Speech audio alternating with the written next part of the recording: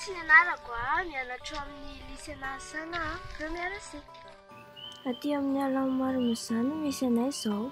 Rindra nianarako mianatra manokana momba ny zava-maniry. Raha hianatra momba ny zava-maniry kay dia inavy ny méthode afaka ampiasaina? Be dia be ny karazana méthode afaka ampiasaina fa arakaraka ny tanjona tiana ho azy ihany io.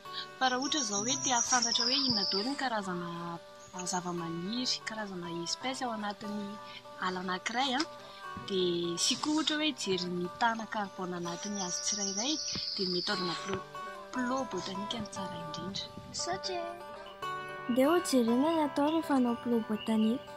Faritana amin'ny double décamètre sy ny corde nylon aloha ny toerana hiasana. Ampiasaina ny kompas mba hampahintsy ny zorony.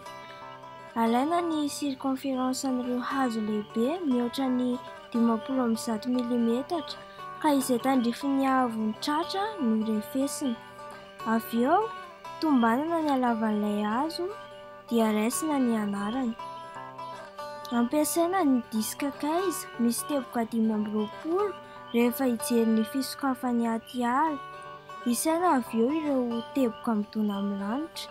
Raha hijery ny fitsimok'ireo vy dia manao zanaka plot mirefy 1 metatra tora-droa ao anatin'ilay plot lehibe dia isaina ny zanak'hazo ao. Farany alaina amin'ny GPS ny coordonnées zoron'ny plot sy ny eo afovoany mba ahafahantsika manao ny carte de végétation.